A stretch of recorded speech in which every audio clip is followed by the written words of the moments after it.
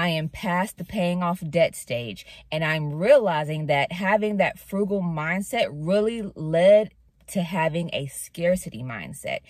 And there is no way that you can build wealth with a scarcity mindset. You cannot shrink your way to wealth. Hey, I'm Shari K, and on this channel, we discuss purposeful living and personal finances to help you live a full, wealthy life. I made a video talking about frugal is not the goal. When I made that video, my sister, she watches all my videos. Hey, sister. And she made a statement to me. She's like, Shari, you are frugal. You are still frugal. I don't know why you made the video talking about you're not frugal and you are frugal.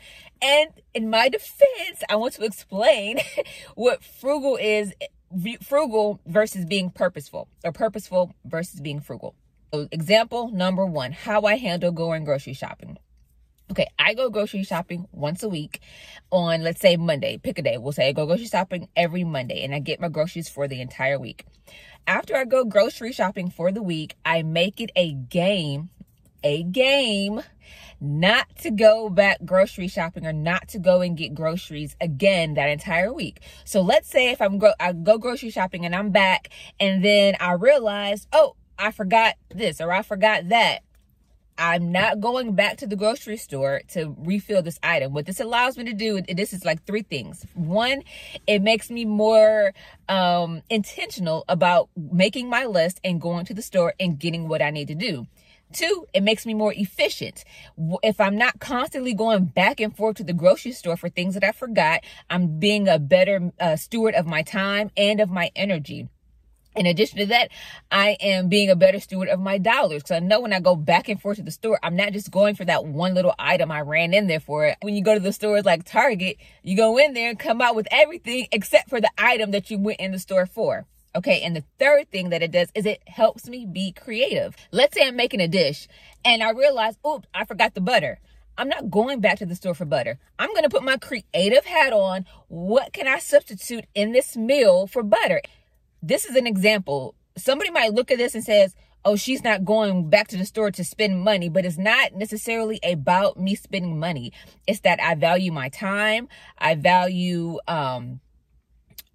my creativity. I trust myself to be able to figure out a problem without having to run back and forth to the store. I don't feel like that is an efficient use of my time and of my energy. So I'm not one just out here spending money all over the place. Now, not saying that I'm frugal about it, because I'll give you an example. I was listening to a song, I think the internet is the group, and then the song Special Affair came on, and it has this bass line in there, and it was like, doom, doom, doom, doom, doom, doom, doom, doom, doom, doom, doom, doom, doom, doom, doom, doom, doom, doom. Okay, I can't sing, but it has this awesome bass line in there. So I'm listening to the song, and I hear this bass line, and all of a sudden, I was like, I want to play the bass. I want to learn how to play the bass guitar. Just like that, I thought of that, and I felt I need this bass guitar in my life. I need to know how to jam out like this. I need this song in my life. Not do I just need it. I need to be able to play this song. So I usually wait 3 days before I make a large purchase. So I waited the 3 days, and I still had the feeling I want to play bass guitar. I want to learn how to play the bass. I want a bass guitar. So what did I do? We loaded up the family into the car. We went to the music store and we bought me a bass guitar. It's not as if I am denying myself with my money. I only spend my money on things that bring me joy, things that have purpose, things that light me up. I don't just spend it on just because somebody tells me I'm supposed to spend it. I'll give you an example. Like in this society, there is like handbags. People covet the name brand of handbags. I was not born with that desire that a handbag gives me joy. I could care less about a handbag. And sometimes I wish I cared about handbags, because I feel sometimes I am left out of circles because I don't have a designer handbag, and that it holds no value to me. Even if somebody were to like gift me a expensive designer handbag, I would treat it as I treat all my other handbags. Not that I treat them badly. I treat them as if they're possessions that, you know, I care for and I have, but it wouldn't get special treatment just because it has a name brand attached to it. I would appreciate it for what it is and what it does and the purpose that it fills in my life. That bag itself does not bring me joy, and I yeah, the bag itself does not bring me joy. That's not to say that having bags is a negative or a bad thing, or wanting bags like that. It's completely not. For the people that want designer handbags, you deserve every desire of your heart. Go for it. I know myself, and I know that is not something that fills me with joy. That is not something that lights me up. And I refuse to place societal norms on myself for what society says should make me fulfilled and happy and joyful. I've made it a point. I've made it a point to like push all that out and really go to my core. What brings me joy? What do I want in my life? And those things that bring me joy and I want in my life, I don't deny myself those things. I buy those things. And let's say if at the moment in time that I want something, if it is above the money that I have in the bank, I don't say, well, I can't afford it. I never tell myself that I can't afford it. I tell myself, how can I afford it? How can I have this thing, or how can I bring this thing into my life? That's how I think about things that are outside of the money that I have in my bank account, for things that are actually true desires.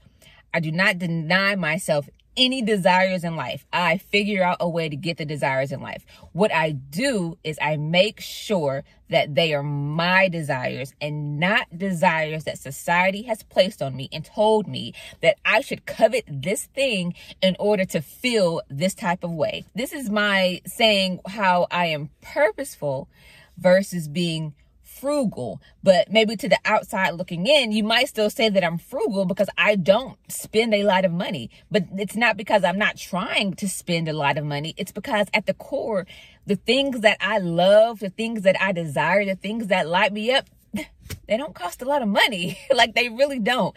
I thought about the perfect day for me is really just to sit out at the lake or on a beach with my children, to sit there with a blanket on the sand or on the rocks and just listen to the splashing of the water, to hear my children and see my children playing in the sand and in the water, to take in the greenery on the edge of the lakeside, just to look up and just to be thankful and just appreciative. Like, my Father owns all of this. He owns all of this, and I have access to enjoy it. That money can't buy that.